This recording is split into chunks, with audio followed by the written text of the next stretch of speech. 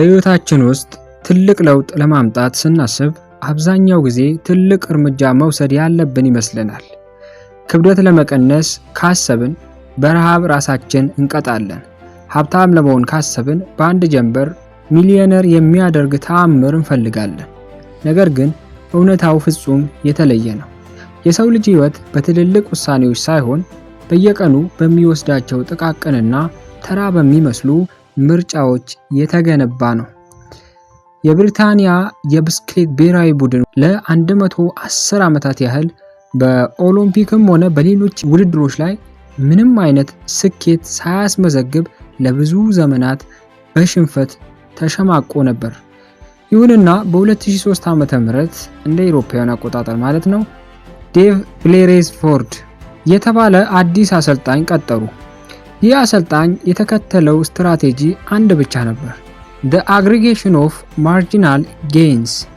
ይህም ማለት በብስክሌት ስፖርት ውስጥ ያሉትን እያንዳንዱ ነገሮች በ1% ብቻ ማሻሻል። የብስክሌቱን ኮርቻ ይበልጥ ምቹ አደረጉት። የተሻለ የጡንቻ ማገገሚያ ጄል መጠቀም ጀመሩ። ተጫዋቾቹ በፍጥነት እንዲተኙ የሚያደርግ ትራስ መረጡ።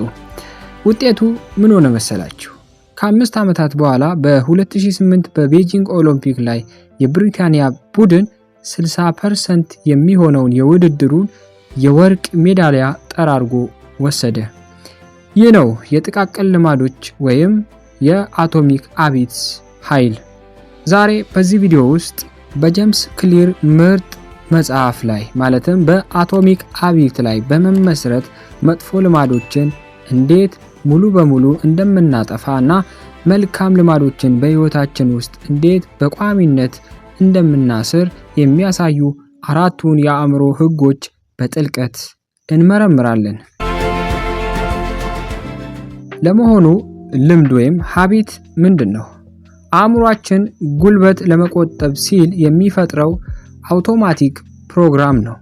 አንድን ነገር ደጋግመን ስንሰራው አእምሯችን ማሰብ ማቆም ይጀምርና ስራውን ወደ ሰብኮንሸንስ ወይም የውስጥ ንቃተ ህሊና ክፍል ያዛውራል። ማንኛውም ልማድ ጥሩም ሆነ መጥፎ 4 ደረጃዎች ያሉት ውህደት አለው። ደረጃ 1 ደኪው ወይም ምልክት። ይህ አእምሯችን የተወሰነ ባህሪን እንዲጀምር የሚያነሳሳ ውጫዊ ወይም ውስጣዊ ምልክት ነው። ለምሳሌ የስልካችሁ መብራት ሲበራ ማየት ወይም የቡና ሽታ ማሽተት። ደረጃ 2 ክሬቪንግ ጉጉት ወይም ፍላጎት። ይህ ከልምዱ በስተጀርባ ያለው ቀስቃሽ ኃይል ነው። የምትፈልጉት ራሱን ልምዱን ሳይሆን እሱን ስታደርጉ የምታገኙት የስሜት ለውጥ ነው። ለምሳሌ ሲጋራ የሚያጨስ ሰው የሚፈልገው ኒኮቲኑን ሳይሆን በማጨሱ የሚመጣለት የተረጋጋ ስሜት ነው። ደረጃ 3 ሪስፖንስ ወይም ተግባር። ይህ ራሱ የምታደርጉት ትክክለኛው ድርጊት ወይም ልማድ ነው። ደረጃ 4 ሪዋርድ ወይም ሽልማት። ከተግባሩ የምታገኙት የመጨረሻው እርካታ ነው። ይህ ሽልማት አእምሯችሁ ይህ ድርጊት ጠቃሚ ነው፣ በሚቀጥለው ጊዜ አስታውሰው ብሎ እንዲመዘግብ ያደርገዋል። ይህንን ውህደት ካልተረዳን ህይወታችንን በአውቶማቲክ ፓይለት ነው የምንመራው።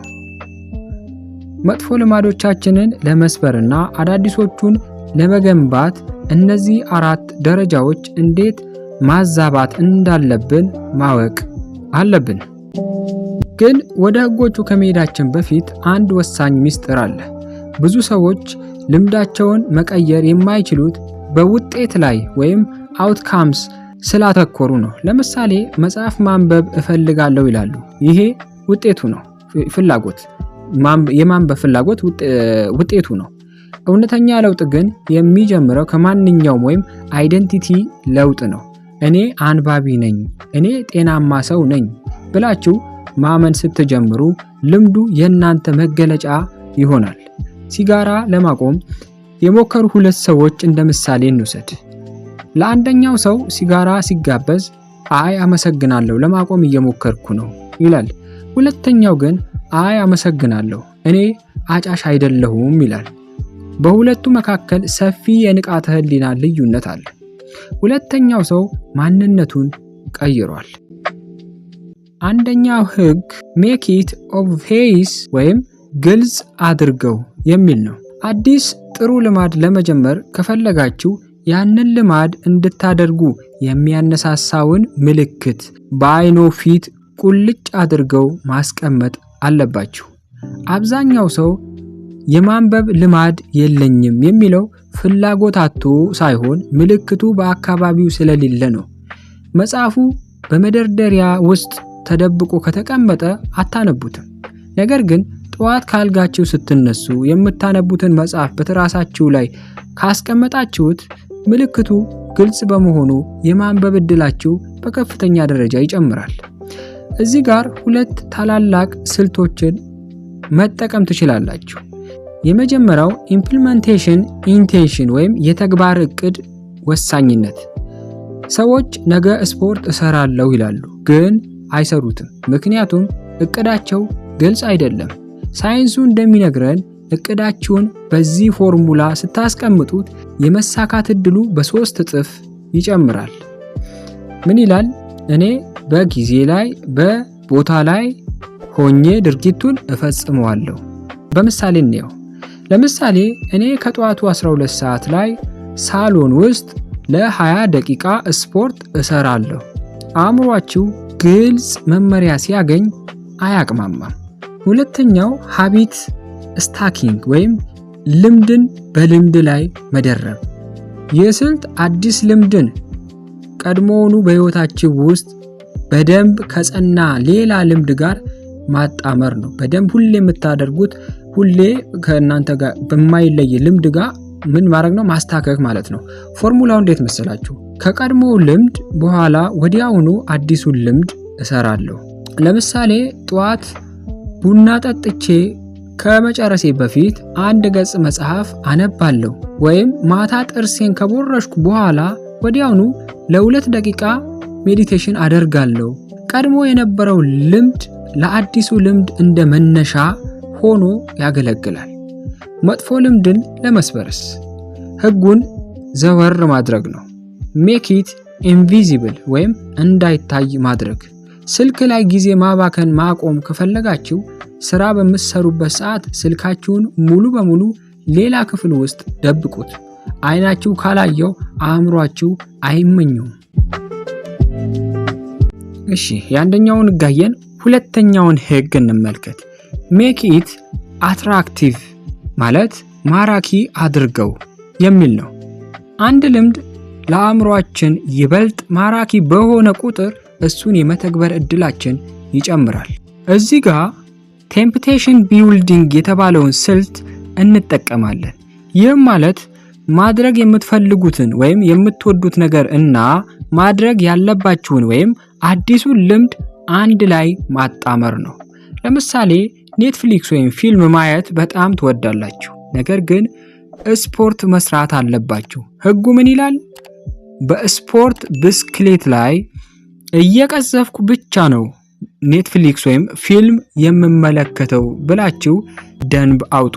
ብስክሌት ስላችሁ ደግሞ መንገድ ላይ የተጓዛችሁ ማለት ሳይሆን ስፖርት ቤት ቆሞ የሚነዳውን ብስክሌት እያልኳችሁ ነው። የምትወዱትን ነገር አዲሱን ልምድ እንዲያሳምረው ታደርጋላችሁ። መጥፎ ልምድን ለመስበር ሜክ ኢት አንአትራክቲቭ ወይም የማይማርክ ማድረግ። ያ መጥፎ ልምድ የሚያስከትለውን የረጅም ጊዜ ጉዳት በአእምሯችሁ ላይ በደንብ ሳሉት። አሁን ወደ ሶስተኛውና እጅግ ወሳኙ ህግ እንለፍ። ሜክ ኢት ኢዚ ወይም ቀላል አድርገው።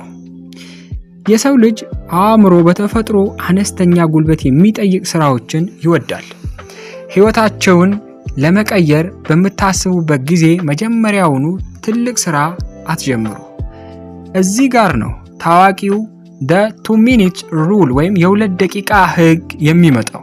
ማንኛውም አዲስ ልማድ ሲጀመር በ2 ደቂቃ ውስጥ ሊያልቅ በሚችል ደረጃ ቀላል መሆን አለበት።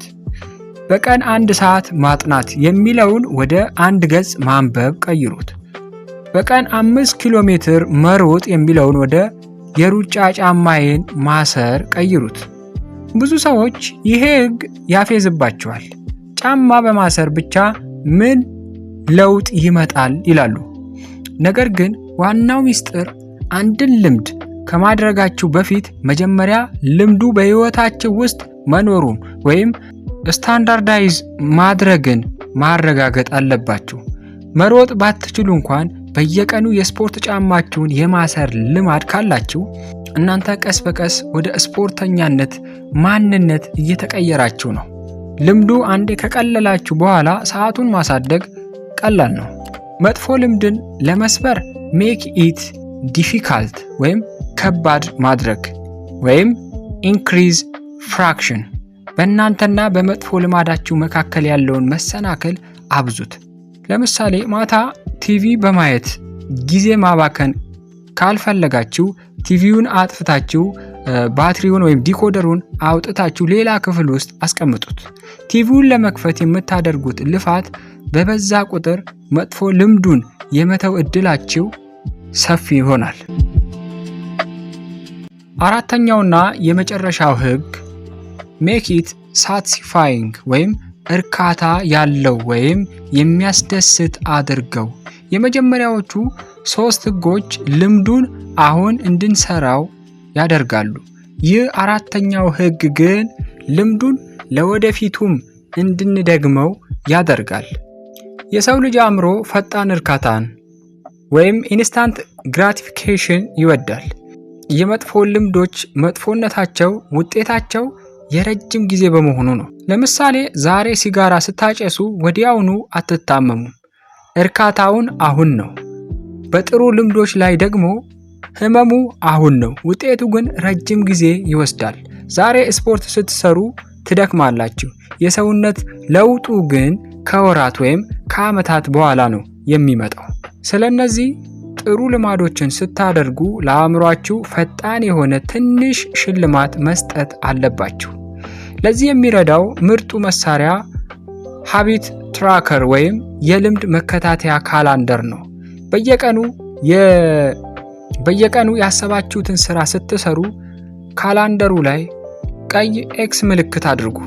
ያንን የሰረዛችሁትን መስመር ማየት በራሱ ለአእምሮ ትልቅ የዶፓሚን እርካታ ይሰጠዋል። እዚህ ጋር ዋናው ህግ ወይም ኔቨር ሚስ ትዋይስ ወይም በፍጹም ሁለቴ አታቋርጥ የሚለው ነው። ሰዎች ነንና በአደጋ ወይም በስራ ብዛት አንድ ቀን ልማዳችን ሊቋረጥ ይችላል። አንድ ቀን ማቋረጥ ስህተት ነው። ነገር ግን በተከታታይ ሁለተኛ ቀን ማቋረጥ አዲስ መጥፎ ልማድ መጀመር ማለት ነው። ምንም ቢፈጠር በሚቀጥለው ቀን በፍጥነት ወደ መስመሩ ይመለሱ። መጥፎ ልምድን ለመስበር ሜክ ኢት አንሳቲስፋይንግ ወይም የማያስደስት ማድረግ። የልምድ ስምምነት ወይም ሃቢት ኮንትራክት ከጓደኛችሁ ጋር ፈጽሙ። ዛሬ ይህንን መጥፎ ነገር ካደረግኩ ለጓደኛዬ 500 ብር እከፍላለሁ ብላችሁ ተስማሙ። መጥፎ ልምዱም የሚመጣው ፈጣን ቅጣት ወይም ህመም ስለምታውቁት ከአድራጎቱ ትቆጠባላችሁ። ለመሆኑ እነዚህን ሁሉ ልማዶች እየቀያየርን ስንሄድ እንዴት ነው ሁልጊዜ ተነሳሽነት ወይም ሞቲቬሽን እንዳይጠፋብን የምናደርገው የሚል ነገር ይመጣል። ጄምስ ክሊር በመጽሐፉ ላይ ዘ ጎልዲሎክስ ሩል የተባለ ድንቅ ህግ ይጠቅሳል።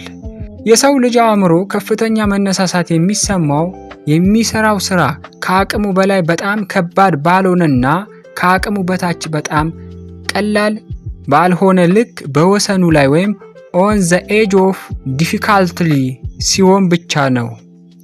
ስራችሁን በጣም አታካብዱት፣ በጣምም አታቅልሉት። በየቀኑ 1% ብቻ ራሳችሁን እያሳደጋችሁ ሂዱ።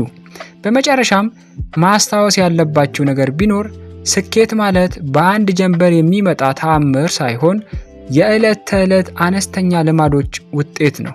እናንተ የምትገነቧቸው ልማዶች ውሎ አድሮ እናንተን መልሰው ይገነባችኋል።